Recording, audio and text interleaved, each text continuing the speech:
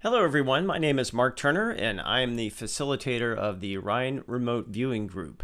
The Rhine Remote Viewing Group is a group that meets every third Wednesday to discuss all things remote viewing and to practice some remote viewing. And that's exactly what we did at our previous meeting of September 2021.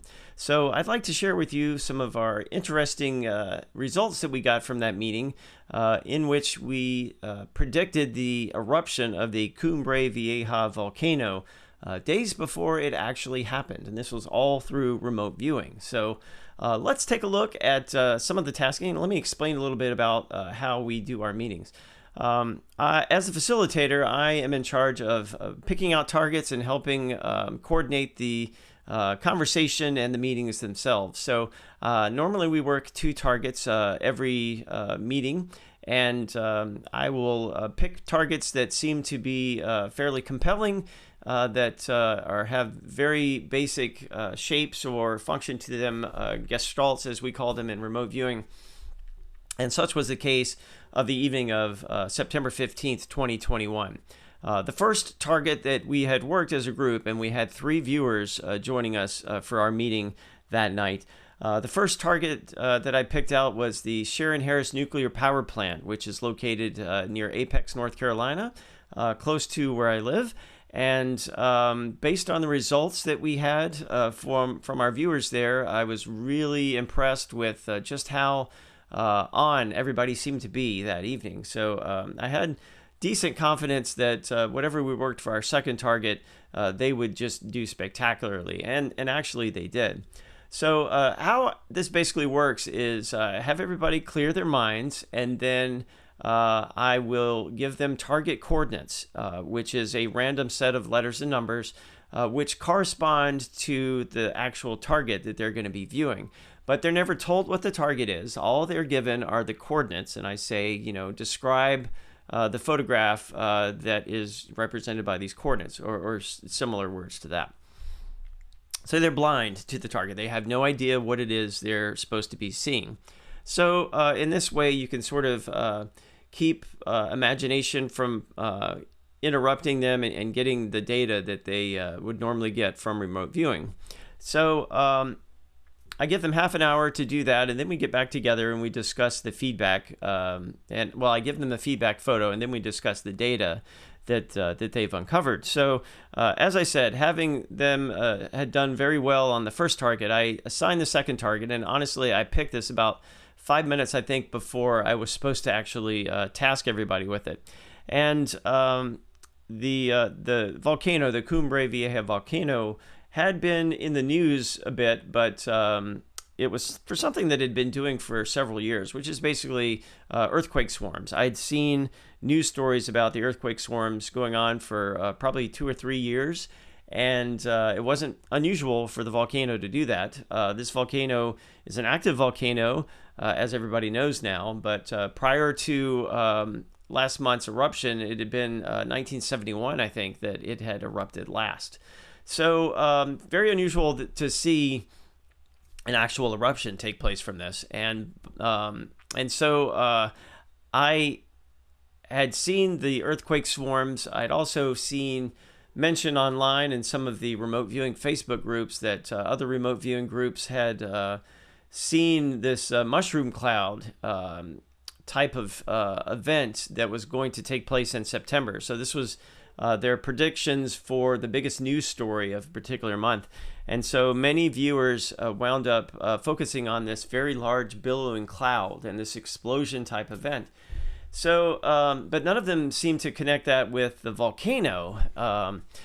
So I discounted the thinking that this was like a terrorist attack or a nuclear explosion or something like that. And I had a hunch that it might be Cumbre Vieja. And I didn't want to be right about this because there's some science, and I think it's now been discounted, but there's been some science that says that if the western flank of the volcano collapses into the sea, this huge landmass slides into the sea, it could create a mega tsunami with potential to flood the eastern coast of North America. And so that's really not a scenario that I wanted to see. And since I basically live in a coastal state, North Carolina. But I did not want to put any of those preconditions on the target. I found a very peaceful photograph of Cumbre Vieja. So this was actually the feedback photo that they were shown after they did the viewing. So all they were given prior to this tasking was the coordinates for Cumbre Vieja. And like I said, I didn't have any type of predetermined outcome. I tried to just go by the photograph, and hopefully everybody would see the photograph and not any type of volcanic interaction. And nobody actually was really paying attention to this, other than me and a lot of volcano geeks out there. There might have been a couple of people extra, but the general public, I guess, was not really paying attention to the volcano at that point.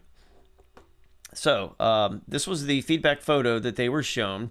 I will walk through some of the data that we got from our viewers. So this is the page that I was given from viewer number 3. And there's some data here. And viewer number 3 was working on getting better at remote viewing. It had been a little while since this viewer had actually viewed. But the thing that jumped out at me, and the thing that this viewer had found right away, were the words orange and black. The colors orange and black were the very first thing this viewer wrote down. And I looked at the target photograph here, and I don't really see a lot of orange and black. I thought that's really kind of interesting that this would be the most prevalent clue this viewer got from what I think is a peaceful, beautiful, wild island. The other thing this viewer got was this up and down motion. You can see right here, illustrated in this kind of zigzaggy sort of image there. That's not for mountains. I think that's the up and down motion that this viewer had gotten. So right off this page, we've got orange and black, and we've got this jarring type of motion. And so that got my attention. I'm thinking, okay, maybe there's something going on here, right? I don't really know where this is all leading. So we looked at the other information. Let me pull this up here. I need to shift some things around. Just a moment. And let's look at viewer number 2's information. Actually, viewer number 1. Here we go. Now the words and the image that jumped right out are right up here. You've got this island-looking shape with this explosion thing right in the middle, and then the words rupture and explode right off the bat. So when the viewer read me this information, I got chills. It took my breath away. This was completely unexpected for a photograph of an island, right? The other thing this viewer noted was this bulging sort of shape with something that looked like it was busting through, right? So that could be construed as lava if you looked at it that way. There's some other information here: howling orange, stepped oval. There's also a checkerboard, and another viewer actually got this grid type of shape. Actually, I think all 3 viewers picked up this checkerboard type of grid, which one viewer pointed out was a way that the island is divided by the volcano researchers, like where they can map the volcanic or eruptive, the earthquake swarms that are associated with volcanic eruptions. So that was kind of interesting. Wasn't necessarily part of my feedback photo, but you see it in some of these sessions. So let's look now at viewer number 2's data, and I'll bring that up.